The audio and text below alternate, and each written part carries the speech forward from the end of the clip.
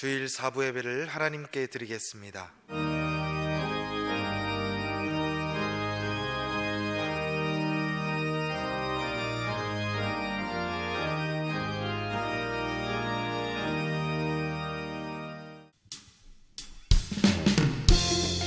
할렐루야. 오늘도 주님 앞에 감사함으로 찬양과 경배 올려드리며 나아가겠습니다.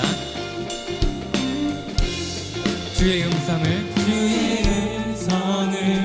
내가 들으니 살아난단 말일세. 믿는 마음으로 주께 가오니 나를 영접하소서. 내가 매일 십자가 앞에 더 가까이 가오니 구세주의 흘린 보배 피로써 나를 정케 하소서. 주여 넓으신 은혜 베푸사 나를 받아주시고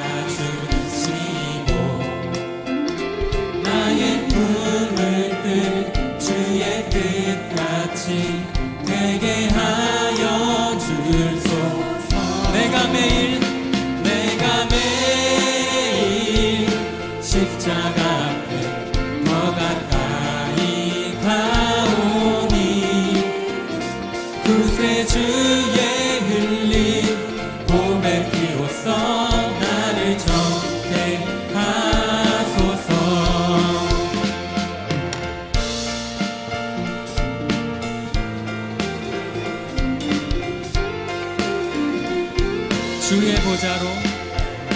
주의 보좌로 나아갈 때에 어찌 아니 기쁠까. 주의 얼굴을 항상 배우니 더욱 친근합니다. 내가 매일 십자가 앞에 더 가까이 가오니 구세주의 흘린 보배 피로써 나를 정케 하소서. 우리 구주의 넓은 사랑을 증량할 자 없으며 주가 주시는 참된 기쁨도 헤아릴 수 없도록 내가 매일 십자가 앞에 더 가까이 가오니 구세주의 흘린 보배 피로써 나를 정케. 다시 한번 내가 매일 십자가 앞에 더 가까이 가오니 구세주의 흘린 보배 피로써 나를 정케 하소서. 할렐루야.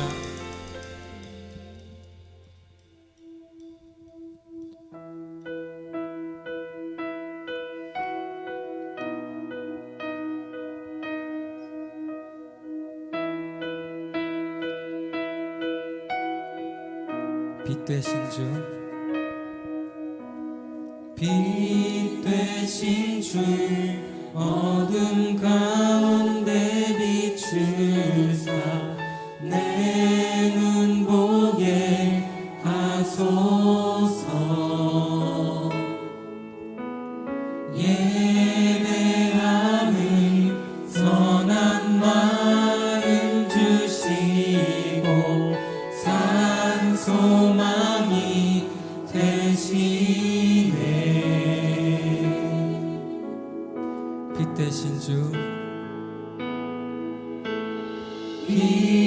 되신 주 어둠 가운데 비추사 내 눈 보게 하소서.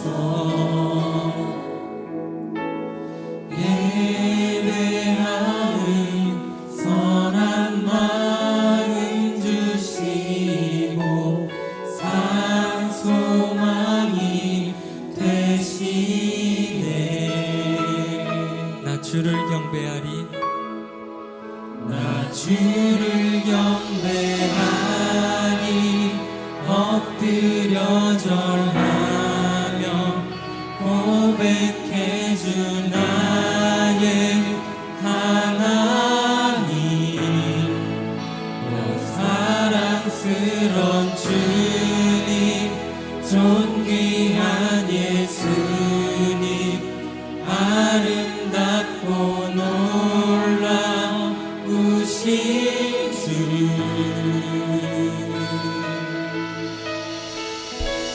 만유의 주 만유의 주 높임을 받으소서 영광 중에 계신 주 겸손하게 이 땅에 겸손하게 이 땅에 임하시네 우리가 높여 찬양하리라 높여 찬양하리라 나 주를 경배하리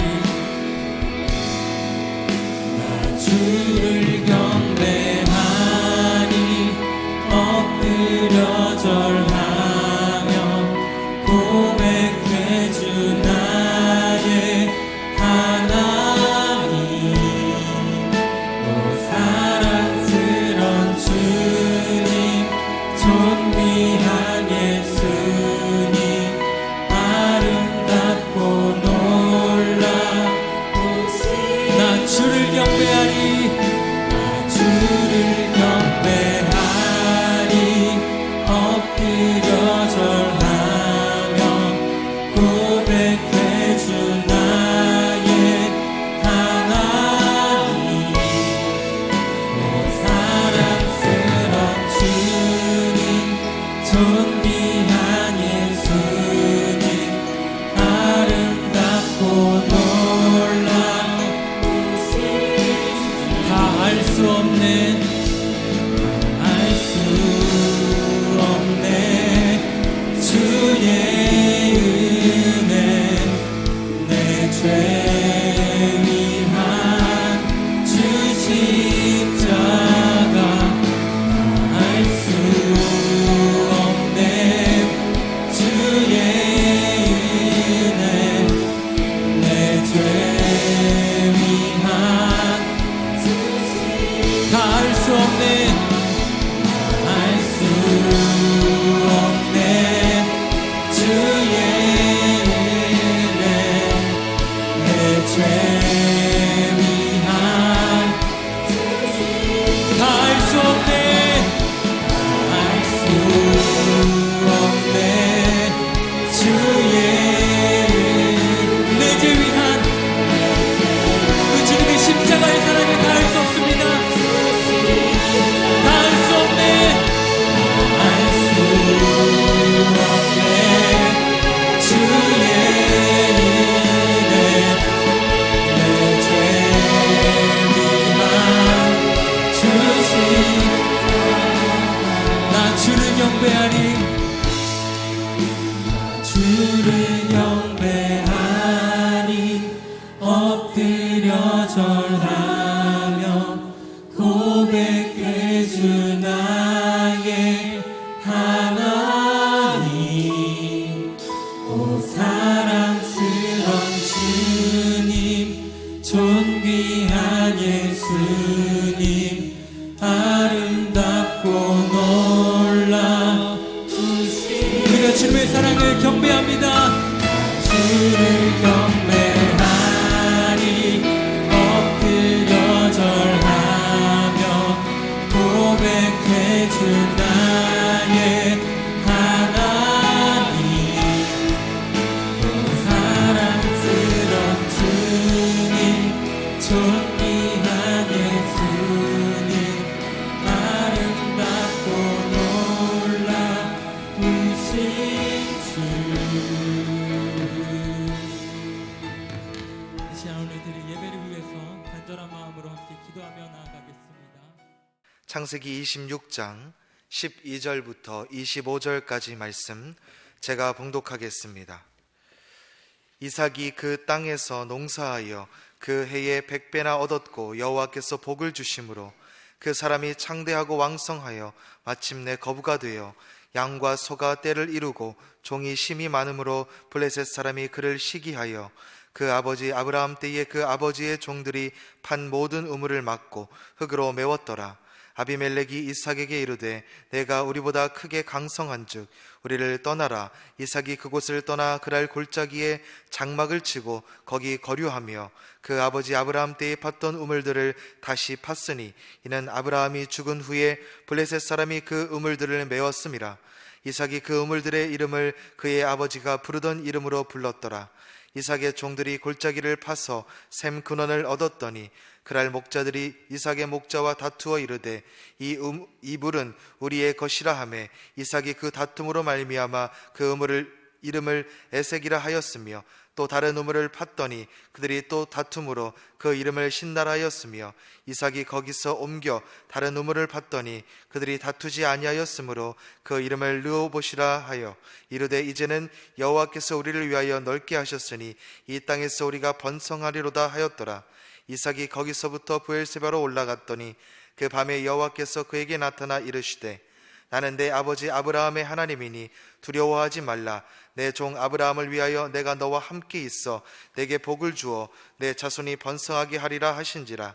이삭이 그곳에 제단을 쌓고 여호와의 이름을 부르며 거기 장막을 쳤더니 이삭의 종들이 거기서도 우물을 팠더라. 아멘. 이 시간 시온 찬양대에 찬양이 있겠습니다.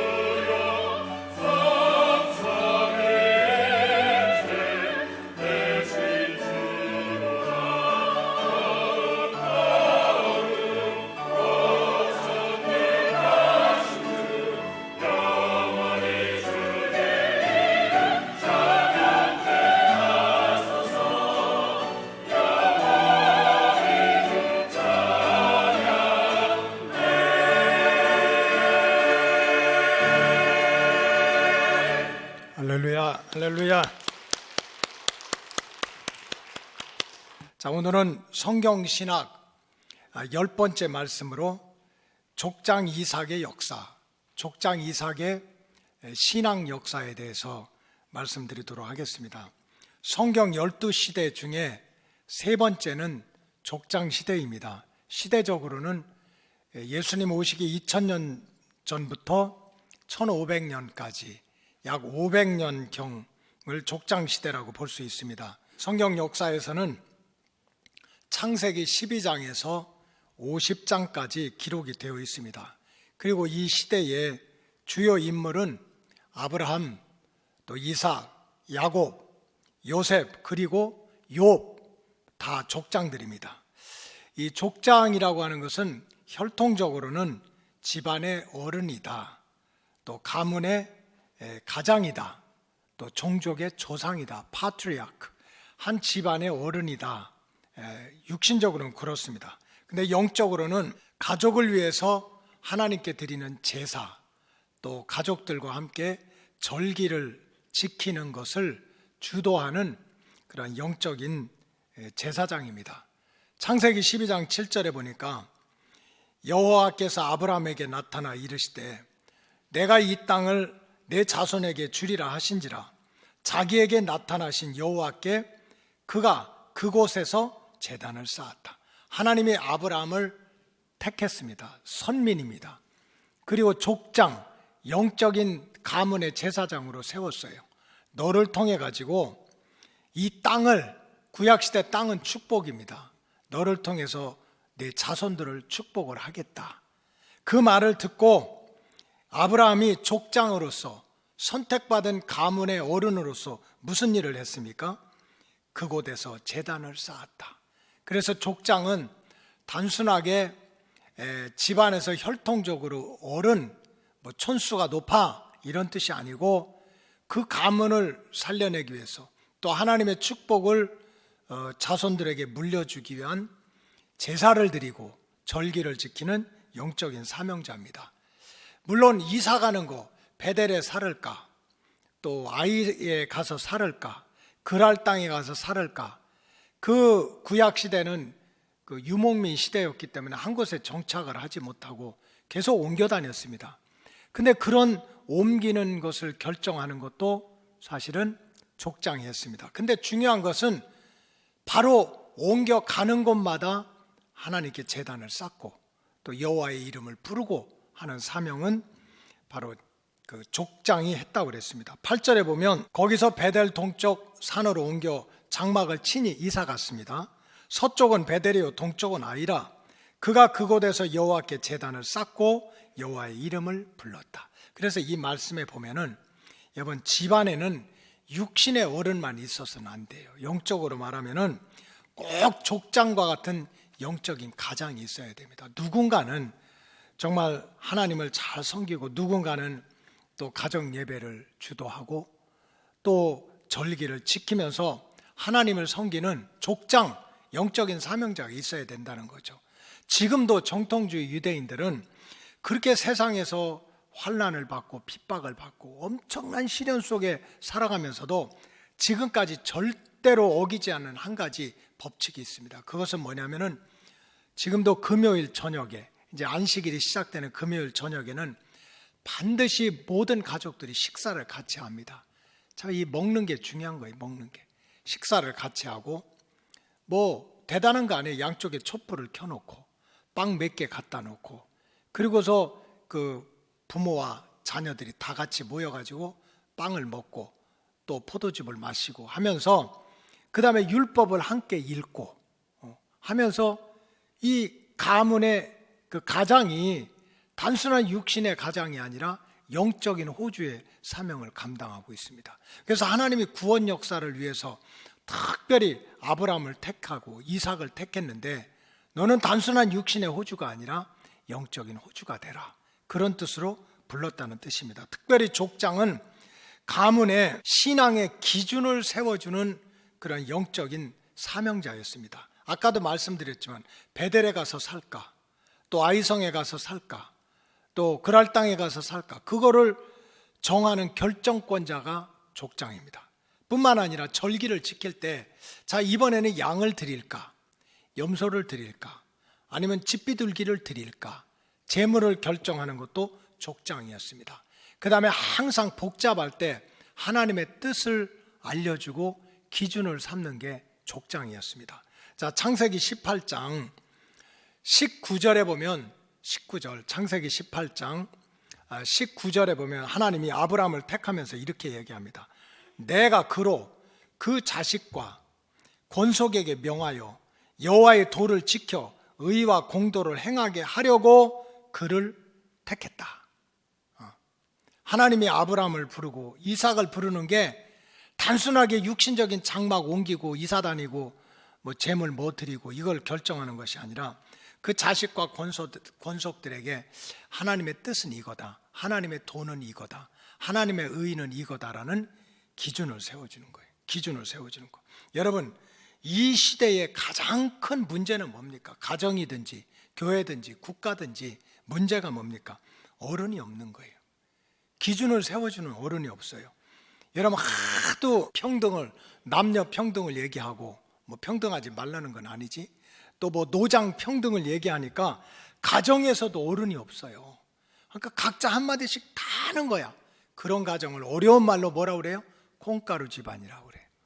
그냥 뭐 누군가가 기준을 세워줘야 돼요. 뭐 장막을 옮기는데도, 절기를 지키는데도, 하나님을 섬기는데도 기준이 없어요. 족장이 없는 거예요. 족장이. 또 어느 가정은 기준을 못 세우니까 또 너무 사공이 많아가지고 배가 어디로 올라가요? 산으로 올라가. 산으로 올라가.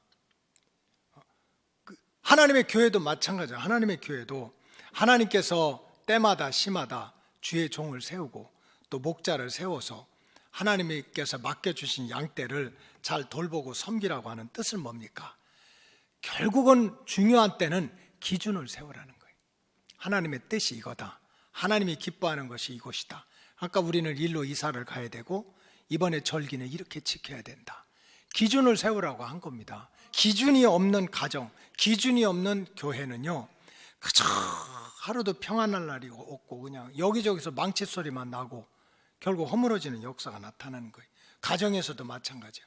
하나님이 이 타락한 인생들을 살려내야 되겠다. 에덴 동산을 빼앗긴, 그 축복을 빼앗긴 인생들을 살려내기 위해서 하나님이 특별하게 선택했습니다. 그들이 족장인 거예요. 족장. 하나님 잘 믿으면 이렇게 복을 받아. 하나님의 뜻을 행하면 하나님이 이렇게 지켜줄 거야. 누군가 모델이 있어야 될 거 아니에요. 그 모델을 삼기 위해서 족장을 택했는데, 그 족장은 집안에서 무슨 역할을 해라? 하나님의 뜻을 알려주는 기준 역할을 하라는 거예요. 뭐 이런저런 복잡한 일, 동쪽으로 갈까 서쪽으로 갈까, 천막을 베델에 칠까 아예 칠까 할 때 마지막으로 기준을 세우고 하나님의 뜻에 따라 이렇게 기준을 세워라 하는 것이 족장입니다. 그래서 참 성도는 우리가 믿음 생활을 하고 교회 생활을 하고 할 때 항상 기준을 세우는 그 주님의 말씀, 또 기준을 세우는 목자의 음성에 귀를 기울일 때 그 가정도 또 그 교회도 그 나라도 평안하게 될 줄로 믿습니다. 지금 세상도 마찬가지잖아요. 우리나라 같이 정말 우리나라 작은 나라거든요. 여러분들이 몰라서 그렇지. 그냥 뭐 서울에서 운전하고 몇 시간 가면 저 남쪽 끄트머리 나와. 응? 김포공항에서 비행기 타가지고 우웅 하고 올라갔더니 내리래. 무슨 서울에서 제주도까지 가는데 1시간 걸립니까? 아니에요. 실제로 가는 거 얼마 안 돼. 올라가느라고 낑낑대고, 그 다음에 조금 가다가 또 내려가느라고 또 이렇게 하는 거지. 그런데 동서로 나뉘고 남북으로 나뉘고 계층으로 나누고, 왜 그럽니까? 이 사회에도 어른이 없는 거예요. 그러지 마라, 그러면 안 된다, 그럼 나라가 복잡해진다. 응? 정말 우크라이나 같은 데도 진짜 나라를 걱정하는, 또 나라를 책임질 수 있는, 운명을 결정하는 진정한 족장들이 있었다면 왜 그렇게 어려움을 겪겠어요? 주인이 없으니까, 기준이 없으니까. 여러분, 하나님은 많은 사람들 중에서 아브라함을 불러서 족장으로 삼고 이삭을 불러서 족장으로 세우신 이유가 뭡니까? 하나님도 모델을 삼고 싶다는 거예요. 봐라, 이렇게 하나님을 잘 믿으면, 하나님을 따라 살면 하나님이 이렇게 잃어버렸던 축복, 에덴 동산의 은혜를 다 찾아주신다. 하나님 구원 역사의 증인들로 삼기 위해서 족장을 세우신 거예요. 타락한 인생들이 하나님 앞에 부름받아 순종하고 살아가면 이렇게 족장들처럼 하나님의 은혜를 받을 수 있다, 복을 받을 수 있다, 또 영광스러운 삶을 살 수 있다 하는 증인들을 삼기 위해서 족장을 하나님이 주권적으로 부르신 거예요. 그렇기 때문에 여러분들은 그냥 교회 다니는 것도 은혜야, 발바닥으로 성전 다니는 것만 또 은혜야. 그러나 영적인 욕심이 있어야 돼요. 내가 정말 혈통은 유대인의 혈통이 아니지만 하나님의 구원의 역사에서 정말 영적인 족장이 돼야 되겠다. 우리 가문을 일으키고 우리 교회를 변화시키는 그런 영적인 족장이 돼야 되겠다 하는 이러한 생각을 가지고 있어야 됩니다. 오늘은 두 번째 족장, 이삭의 신앙 역사를 통해 가지고 우리가 믿음의 진리를 좀 배워보고자 합니다. 족장 이삭은 어떻게 보면 좀 평범한 인생을 살았습니다. 아버지가 얼마나 위대합니까? 막 하나님의 음성을 직접 듣고 막 하늘의 별을 봐라, 바다의 모래를 봐라, 막 이렇게 엄청난 위대한 업적을 이뤘던 게 아버지예요. 근데 그거에 비하면 좀 너무 초라해요. 그런 게 아마 아들 이삭은, 아들 야곱은 얼마나 험난한 인생을 살았는지 몰라. 참 집안에서 쫓겨나가지고 저 바다나란 외삼촌네 집에 가가지고 이건 아들도 아니고 사위도 아니고 종도 아니고 품삯을 받는 것도 아니고 안 받는 것도 아니고 그런 세월을 20년을 험악한 세월을 보낸 아들에 비하면 너무나 평탄한 삶을 살았던 사람이 이삭입니다. 그럼에도 불구하고 성경에 보니까 어떻게 보면 뭐 밋밋해요, 특별한 게 없는 사람 같대. 그런데도 이삭은 영적으로 하나님의 구원 역사에서 증인, 하나님이 구원 역사를 위해서 하나님은 이렇게 역사하신다 하는 증인으로 삼고, 또 육신적으로도 100배의 축복자가 돼가지고 자손들에게 신앙의 대와 축복의 대를 마음껏 물려주는 족장으로 살아갔습니다. 그 증거가 오늘 우리가 읽은 12절의 말씀인 거예요. 창세기 26장 12절에 보면 이삭이 그 땅에서 농사하여 그 해에 100배나 얻었고 여호와께서 복을 주심으로 13절 그 사람이 창대하고 왕성하여 마침내 뭐가 되었다고? 거부가 됐다고 그랬어요. 그 거부가. 그해 그 땅은 어떤 땅입니까? 아버지 아브라함도 한참 고생하던 땅이야. 근데 그 땅에서 흉년이 들었어, 기근이 들었어, 황폐해서 마실 물이 없고 그저 목초지가 다 말라 비틀어져서 소떼 양떼가 죽어가, 농사도 안 되고 목축도 안 돼. 이런 황폐한 땅에서 모두 고생하고 탄식하고 있는데 똑같은 환경, 똑같은 시대에 사는데도 이삭이 농사를 지면 100배나 결실하고 복을 받아서 거부가 됐다는 거예요.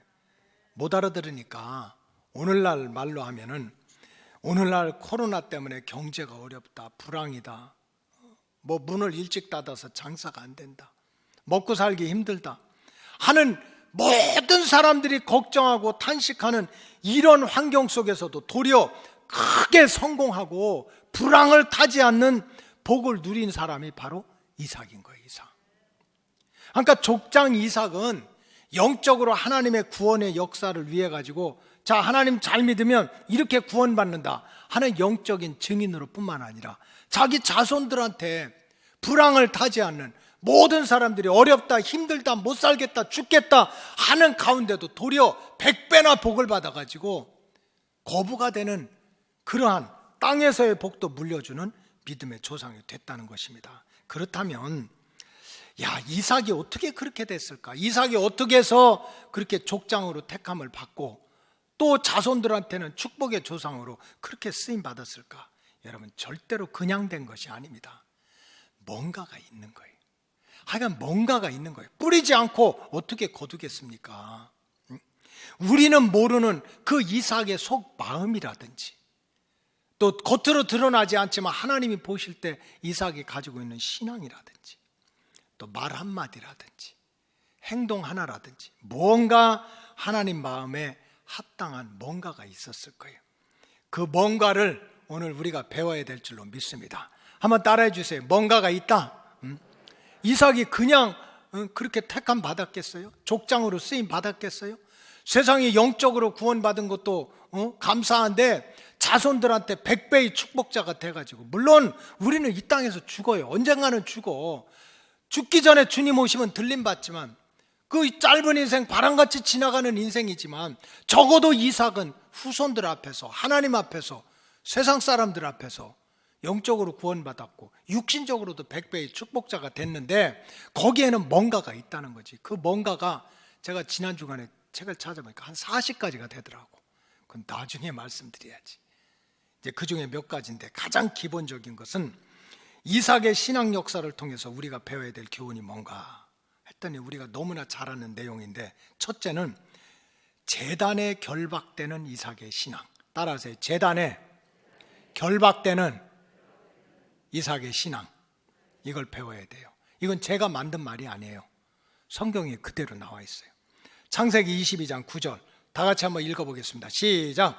하나님이 그에게 일러주신 곳에 이른지라 이에 아브라함이 그곳에 제단을 쌓고 나무를 벌려놓고 그의 아들 이삭을 결박하여 제단 나무 위에 놓았다. 아들을 어떻게 했다고요? 결박해서 묶어놨다고. 그리고 10절에 손을 내밀어 칼을 잡고 그 아들을 잡으려고 했다. 이거 기가 막힌 장면 아닙니까? 하나님께서 아브라함에게 100세에 낳은 아들, 이제 20년 키웠어. 이제 한 20살 되는 그 아들을 소나 양이나 염소처럼 제물로 모리아산에서 드리라는 거예요. 목에다 칼을 대고 피를 쏟게 하고 내장을 꺼내고 꼬리를 잘라내고, 이래서 태우는 제물처럼 모리아 땅으로 가서 번제로 드리라고 말씀하셨어요. 근데 중간 다 생략하고 아브라함은 그 하나님의 마음에 붙들렸어. 말씀에. 아들 불쌍하지. 하나님이 이러실 수 있습니까? 따질 수도 있지. 그러니까 사실은 저도 2번이나 갔지만 아브라함이 말씀을 받은 곳에서 모리아 그 산까지 가는데 4시간이면 되거든요. 근데 성경에 보니까 사흘길이 걸렸대요. 가다 고민하고, 하나님 뭐 하는 겁니까? 아들을 주시지나 말지. 별 생각을 다 했을 거 아니야. 그러나 결국은 아브라함은 하나님의 말씀에 붙들린 거예요. 그냥 하나님 말씀에 결박을 당했어. 그래서 하나님이 정해주신 곳에 가서 제단을 쌓고 아들 이삭을 제물처럼 묶어가지고 제단에 묶어놓았다는 거예요. 그런데 이삭은 대항하지도 않고 따지지도 않고 제단에 결박된 대로 그냥 있었다. 이게 이삭의 신앙입니다. 여러분, 이삭의 신앙은 뭡니까? 한마디로 얘기하면은 제단에 결박당하는 신앙입니다. 하나님의 말씀에 결박당하는 것이고, 하나님의 제단에 결박당하는 거고, 아버지의 말씀에 묶여지는 게 이삭의 신앙이었어요. 이삭도 인간입니다. 혼이 있어요. 지정이가 있다고. 아는 게 있고 느끼는 게 있고 자기 의지가 있습니다. 왜 이렇게 복잡한 생각을 하지 않았겠어요? 지금 아버지 뭐 하고 있나? 내가 소야 양이야. 왜 나를 꽁꽁 묶어서 제단에 묶거나? 그래서 내가 올라오면서 아버지한테 이렇게 번제를 드린다면 제물이 있어야 될 거 아닙니까? 물어봤는데도 아버지는 엉뚱하게 그건 하나님이 준비할 거야. 무슨 하나님이 준비해요? 우리 헌금을 하나님이 준비합니까? 11조를 해도 감사헌금을 하든 주신 분은 하나님이지만 우리가 제물을 준비할 때는 내가 준비하는 거지. 근데 그렇게 엉뚱한 얘기를 하는데도 궁금해서 묻기까지 했습니다. 그럼에도 불구하고 이삭은 어떻겠어요? 이해가 안 되지. 두렵지. 그럼에도 불구하고 아버지의 손길에 자신을 맡기고 제단의 결박을 당했습니다. 이게 이삭의 신앙입니다. 하나님의 뜻에, 하나님의 말씀에 그냥 묶인 거예요. 결박을 당한 거예요. 여러분, 이 시대에 왜 하나님의 구원 역사가 점점 사라질까? 예수 잘 믿으면 병 고침도 받고, 예수 잘 믿으면 귀신도 쫓아내고, 예수 잘 믿으면 죽을 자리에서도 살아나고, 이런 하나님의 구원 역사가 왜 그렇게 사라지는가? 세상의 기독교 유럽에서 시작된 기독교가 미국으로 갔다 한국으로 왔는데 왜 부흥의 불길이 다 꺼졌을까? 왜 제단마다 정말 나는 하나님 잘 믿어서 나는 이런 축복을 받았다는 축복자와 간증자의 소리를 듣기가 너무나 힘들까? 그냥 교회 다니는 거지. 왜 그렇게 간증자, 축복자들이 줄어들고 있을까? 성경적으로 말하면 결박당하는 신앙이 없어서 그런 거예요. 성전을 중심 삼고 하나님의 성전에 묶여서 하나님의 말씀에 결박을 당하고 하나님의 뜻에 결박을 당하는 그런 신앙이 사라진 거예요. 하나님을 믿어, 교회는 다녀, 그러나 내 마음대로 하겠다는 거예요. 묶이지 않는다는 건 뭡니까? 내 마음대로 하는 거지. 교회도 오고 싶으면 오고 안 오고 싶으면 안 오고, 이 코로나 상황에 무슨 주의를 성수 하려면 하고 안 하면 안 하고 내 마음대로 해야 되겠다. 이런 구속받지 않고 내 마음대로 하겠다는 이 자유주의와 인본주의의 영이 지금 온 세상 교회마다 다 지금 이 영을 타락시키고 있는 거예요.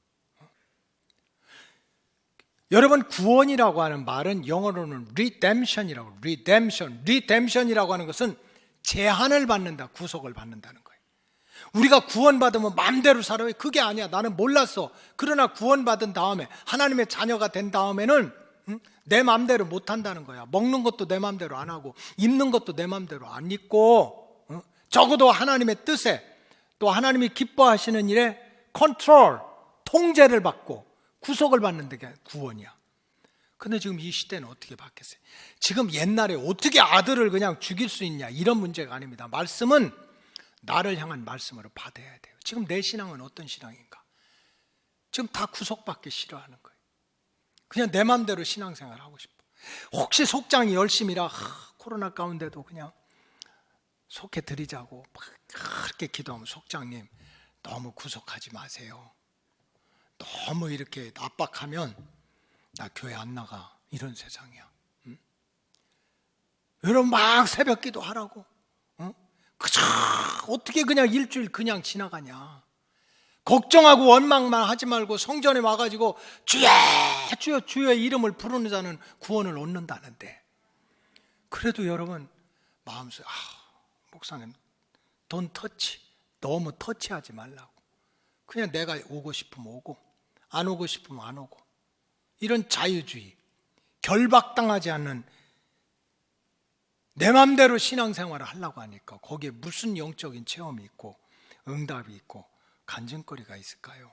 여러분, 성경과 기독교 역사에 보니까 결박당한 자는 반드시 믿음으로 승리하고 사명도 완성했어요. 그러나 결박당하지 않고 어떻게 해서든지 결박당하지 않으려고 하는 사람은 탕자가 되고 고멜이 됐습니다. 부잣집 아들 탕자가 아버지 집에 살면 힘들지. 아침에 일어나라, 형하고 싸우지 마라, 부지런해라, 청소해라, 잔소리 듣는 것이 결박 아닙니까? 근데 그게 싫어가지고 집 떠난 아들이 어떻게 됐느냐, 이게 성경입니다. 구속받지 않고 집 떠난 아들은 결국 내 맘대로 사는 건 편하지, 자유롭지, 그러나 허랑방탕하다가 결국 돼지 쥐염염에 열면 운명으로 떨어진다는 거지. 참, 세상에 결혼을 잘해야지. 어떻게 호세아 선지자는 고멜이라고 했냐, 고멜. 이 고멜이, 호세아의 아내 고멜이 왜 그렇게 허랑방탕한 그런 삶을 살게 됐습니까? 성경에 보니까 답이 있더라고. 결박당하지 않는 거예요. 남편의 사랑에 결박당하지 않고, 남편의 말에 결박당하지 않는 거예요. 자기를 진정으로 사랑하는, 참 호세아처럼 아내를 사랑하는 남편이 누가 있겠어? 틈만 있으면 집 튀어나가가지고 죄짓고 딴짓 하는데 또 데려다 살아. 아멘. 아무도 안 하잖아요. 근데 집 떠나가면 가서 데리고, 빚지면 데리고 오고, 어맞는 만나면은 그놈한테 또 돈 주고 데리고 오고, 몇 차례나. 그 사랑이 싫다는 거야. 호세아 11장 3절에 보니까 이런 말씀이 있어요.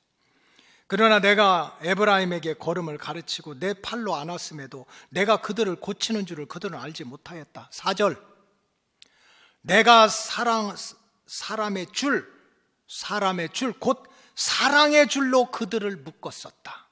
여기서 에브라임은 이스라엘 백성, 여기서 지금 고멜을 뜻하는 거예요. 그저 걸음걸이를 가르치고 팔로 품어주고 넘어지면 고쳐주고, 사랑의 끈으로 이렇게 묶어주려고 했지만 그거 싫다는 거예요. 나 결박하지 마라, 내 맘대로 살겠다, 내 뜻대로 살겠다. 그게 허랑방탕하게 된 거예요. 성경은 결박당하지 않는 신앙은 결국 고멜이 되고 결국 탕자가 된다는 거예요.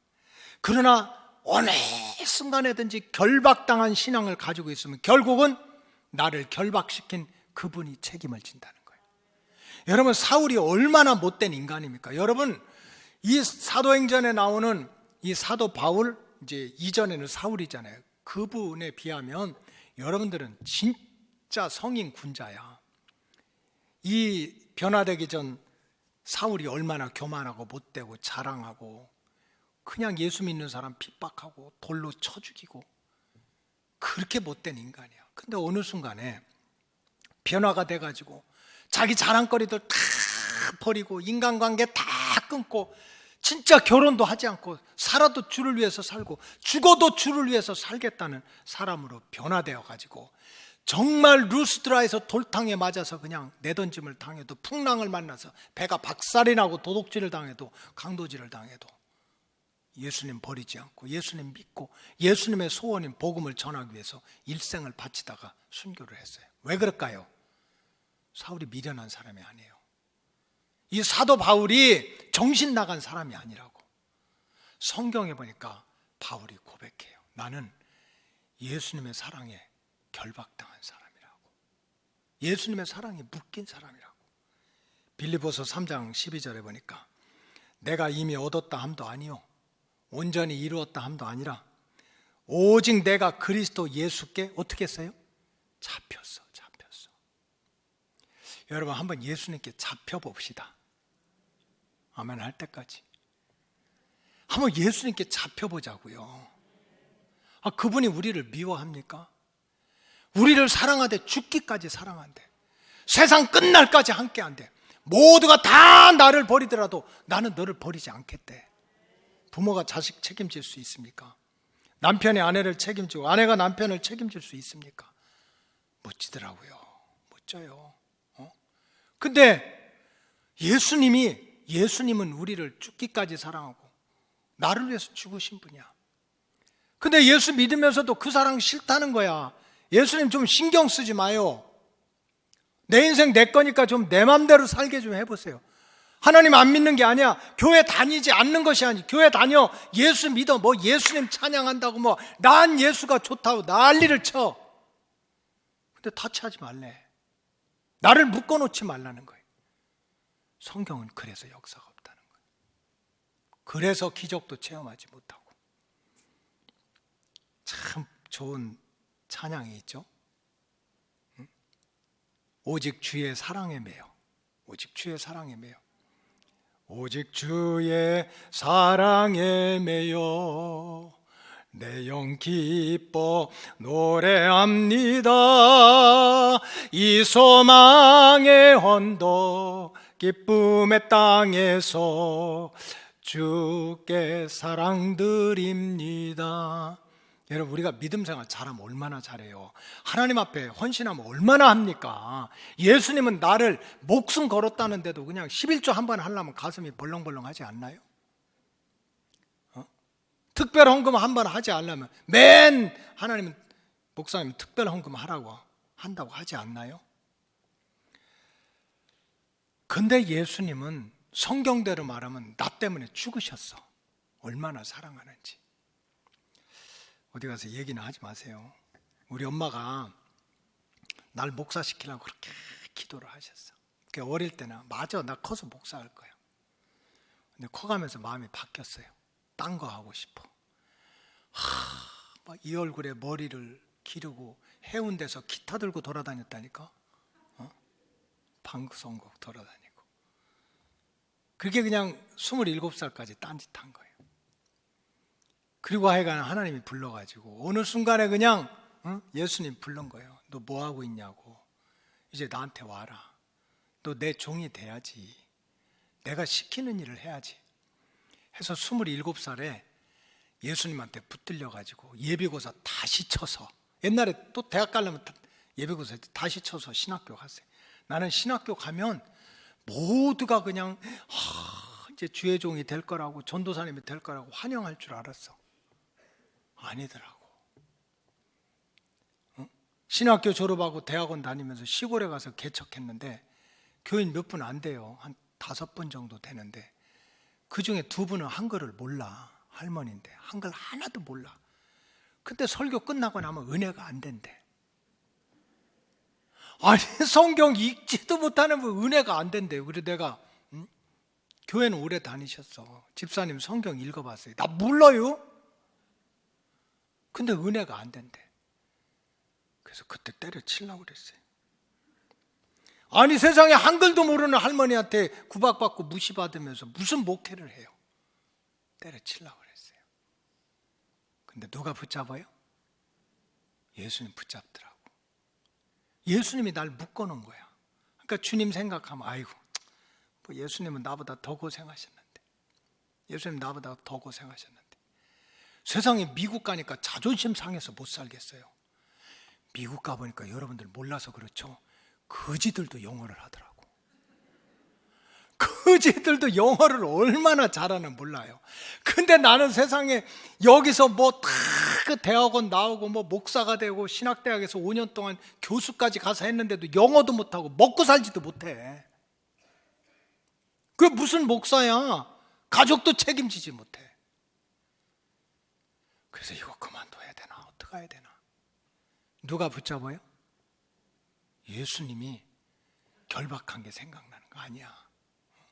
그냥 예수님의 사랑, 예수님의 불러주심, 세상에 예수님이 나를 쓰겠다니까 그 순간순간 예수님이 나를 결박했다는 그 믿음이 회복되니까 못 돼요. 사방에 우겨쌈을 당하고 비가 오고 창수가 나든 나는 예수님께 묶였으니까 누가 나를 책임져? 예수님이 지는 거지. 이게 이삭의 신앙이었다는 거. 내 마음대로 하겠다는 게 아니야. 그래서 우리가 선택받은 민족으로 선민으로 구원의 완성을 이루려면 절대로 신앙생활, 믿음생활 내 마음대로 하려고 하지 말고 내가 하나님의 성전을 중심 삼고 말씀에 결박당하고 예수님의 사랑에 결박당하고 하나님의 성령에 결박당하면 우리는 이삭이 된다. 족장이 된다는 거지. 둘째로 우리가 이삭의 신앙 중에 특징은 이삭은 깨닫고 돌이켜서 항상 브엘세발로 올라가는 신앙을 가지고 있어요. 한번 따라하세요. 브엘세바로, 크게 브엘세바로 올라가자. 이삭은 정말 자신의 잘못을 깨닫고 분별한 다음에는 브엘세바로 올라갔어요. 세상에 실수가 없이 살아가는 사람이 누가 있겠어요? 죄 짓지 않고 흠도 티도 없이 살아가는 사람이 누가 있겠어요? 문제는 그 후에 어떤 모습으로 변화되느냐가 문제인 거예요. 아브라함과 마찬가지로 이게 부전자전도 따로 있지. 이삭도 똑같이 실패하는 거예요. 아버지하고 똑같이. 아버지 아브라함이 기근을 만났더니 약속의 땅을 떠나가지고 애굽으로 가가지고 자기 부인을 누이 동생이라고 해서 엄청 그냥 하나님 보시기에 부인 보기에 창피찬란한 일을 하지 않았습니까? 근데 이삭도 똑같은 거예요. 이삭이 약속의 땅을 살다가 기근이 만났으니까 갑자기 약속의 땅을 떠나가지고 블레셋 사람들이 득실득실하는 그랄 땅으로 갔습니다. 근데 그 그랄 땅의 왕이 블레셋 왕이 아비멜렉인데 이삭이 자기 부인이 엄청 이뻤거든요. 리브가라고. 리브가가 얼마나 이뻤겠어. 제가 본 적은 없지만 그러니까 아버지하고 똑같이 그 아비멜렉을 만나가지고 내 아내가 아니라 여동생이라고 그런 거예요. 여동생. 그래서 왕이 믿었지. 그럼 여동생이면 언제 한번 뭐 왕궁으로 데려오든지 해야 되겠다. 이렇게 생각을 하는데 참 성경은 어떤 때는 보면 남새시러워요. 그래 이 블레셋 왕 아비멜렉이 왕궁에서 이렇게 내려다 보니까 이삭하고 그 리브가가 서로 이렇게 얘기를 하더니 둘이 이렇게 껴안는 거야. 그걸 봤어요. 그럼 이 아비멜렉이 얼마나 뿔따구가 나겠습니까? 나를 속이고. 그래서 인간적으로 얘기하면 그냥 이삭을 데려다가 그냥 야단을 해야 되는데 창세기 26장 11절에 보니까 아비멜렉이 이에 모든 백성에게 명하여 이르되 이 사람이나 그의 아내를 범하는 자는 죽인다. 건들지 말아라. 부부다. 이게 누가 도와주신 거예요? 하나님 도와주신 거예요. 그런 마음을 주신 거예요. 왕을 속였지만 하나님이 간섭했어요. 왜? 선택받았으니까. 왜? 족장으로 쓸 거니까. 여러분 그게 중요한 거예요. 그러면 이제 다 내가 거짓말하고 자기 부인한테도 창피찬란한 일을 했지만 하나님이 도와주셨으니까 내가 하나님을 왕 삼고 주인 삼고 살아야 되겠다, 이렇게 해야 될 거 아닙니까? 근데 또 실수하는 거야. 이삭이 이제 이 아비멜렉이 잘해주니까 옳거니 좋다, 그냥 여기서 눌러 살자 그런 거야. 이 아비멜렉이 이제 자기도 안전하게 지켜주고 아내도 안전하게 지켜주니까 괜히 고생하는, 그렇게 믿음의 땅에 살지 말고 여기 보니까 막 목초지가 풍성하고 우물을 여기저기 팔 수 있고 하니까 신난 거예요. 세상 왕을 섬기로 하나님을 잃어버리고 세상 왕이 잘해주니까 세상 왕을 섬기기로 작정하고, 그 다음에 오늘 읽은 본문 말씀대로 그저 이제 세상 왕이 나를 잘해주니까 세상에서 성공하려고 옛날 아버지가 지나가면서 팠다가 메어진 우물을 또 파고, 20절에 가보니까 또 우물을 파서 에색이라고 이름을 짓고, 21절에 보니까 우물을 파서 신나라고, 얼마나 신났으면 신나라고 짓겠어? 22절에 보니까 르호봇이다, 야 이제 넓은 우물을 팠으니까 잘 먹고 잘 살겠다. 우물 파는 일에 정신을 팔린 거예요. 평안해지기 위해서, 성공하기 위해서, 세상에서. 그래 막 이런저런 우물을 팠는데 파다 보니까 계속 싸움이 일어나는 거예요. 다툼이 일어나는 거예요. 고통을 받고 빼앗기는 일이 생겼어요. 이렇게 세상 우물을 파는 일에 최선을 다했던 이삭이 어느 순간에 자신의 잘못을 깨닫게 됐어요. 야, 힘들다고 약속의 땅을 떠나가지고 내가 블레셋 땅에 온 것이 이게 잘못이구나. 나의 왕은 하나님인데 세상 왕이 잘해준다고 세상에서 평안하게 살렸고 땅의 우물만 열심히 파재킨 거, 이게 잘못이구나. 땅의 우물 열심히 파재켜서 행복하고 땅의 우물 이 우물 파고 저 우물 파가지고 기쁘고 행복하면 모르는데 파면 팔수록 근심거리가 생기는 거야. 파면 팔수록 싸움거리가 생겨. 그러니 이거 내가 잘못했구나. 이게 내가 성공했느냐 실패하느냐가 문제가 아니다. 내가 지금 우물을 몇 개를 가지고 있느냐가 문제가 아니다. 내가 잃어버린 하나님을 찾아야 되겠다. 제단을 찾아야 되겠다. 여호와 앞에 가서 기도하는 삶을 살아야 되겠다 하고 그랄 땅을 떠나서 브엘세바로 가기로 작정을 한 거예요. 창세기 26장 25절, 이삭이 그곳에 제단을 쌓고 여호와의 이름을 부르며 거기에 장막을 쳤더니 이삭의 종들이 거기서도 우물을 팠다. 이게 무슨 얘기입니까?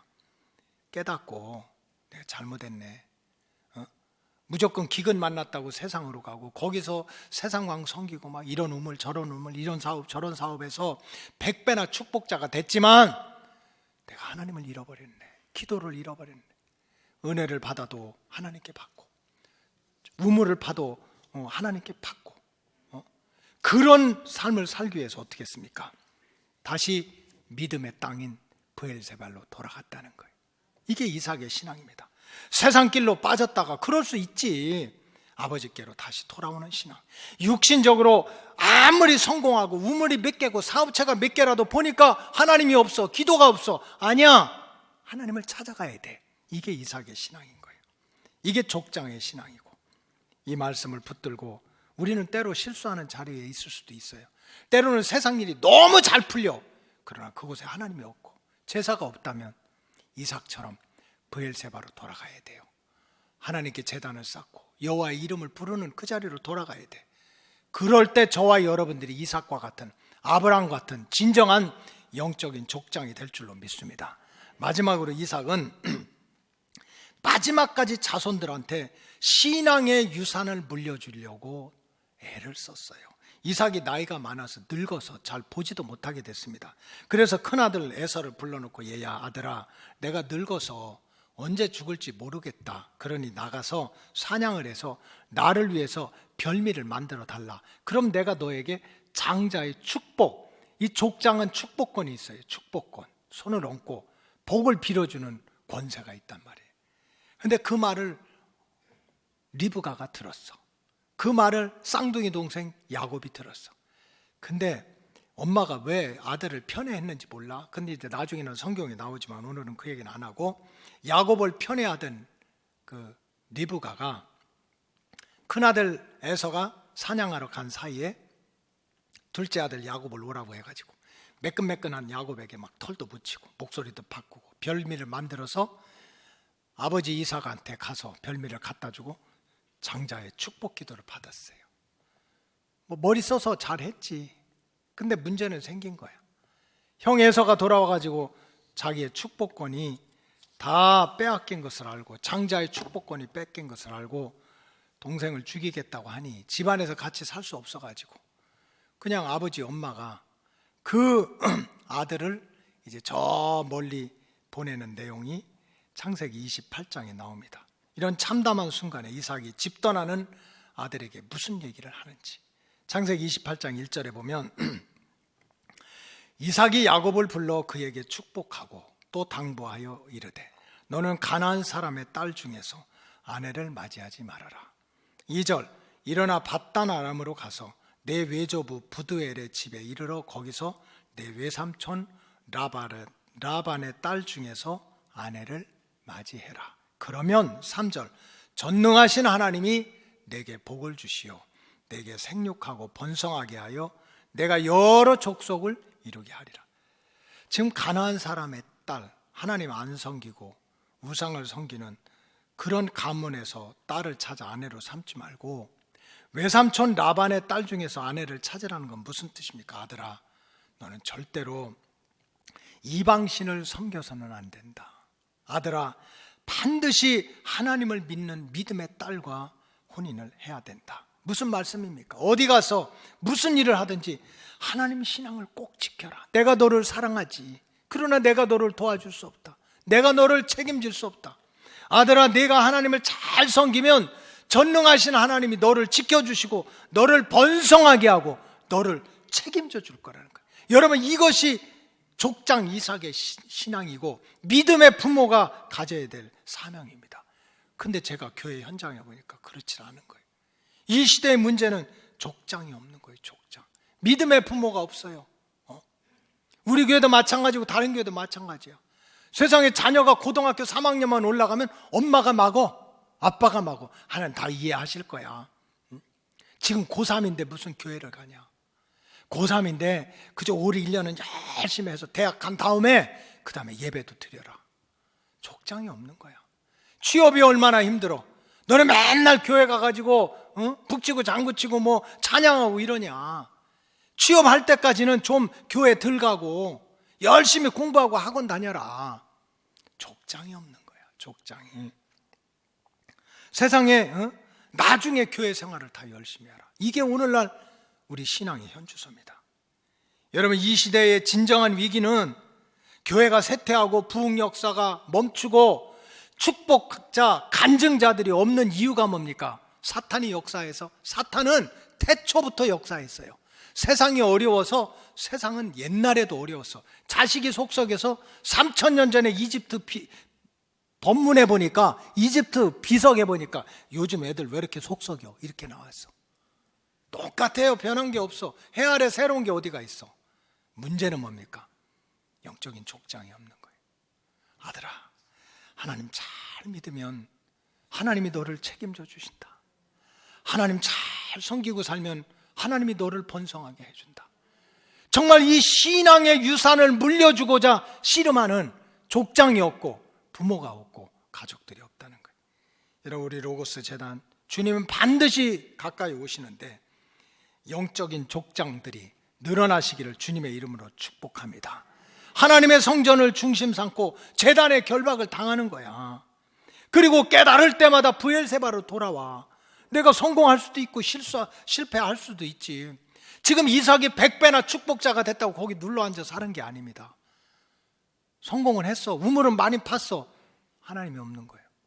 그러니까 하나님이 계신 곳으로 돌아오고, 집 떠나는 아들을 향해 가지고 아들아, 내한테 물려줄 것은 없다. 하나님 잘 믿어라. 이런 신앙의 유산을 물려주기 위해서 더 많이 기도하고 더 많이 눈물 뿌리고 더 많이 헌신해서 여러분들이 족장이 돼가지고 가문의 신앙의 대와 축복의 대를 물려주시기를 주님의 이름으로 축복합니다. 기도하겠습니다. 하나님 감사합니다. 하나님께서 많은 사람들 중에서 먼저 선택해서 족장을 세우고 하나님을 잘 섬기면 이렇게 축복을 하고 이렇게 보호하신다는 증인으로 삼고자 족장을 세웠는데, 우리 로고스 가족들이 이 땅에서 아브라함처럼 이삭처럼 야곱처럼 족장이 누리는 은혜와 복과 사명을 감당하게 하여 주시옵소서. 축복하오며 예수님의 이름으로 기도하옵나이다. 아멘.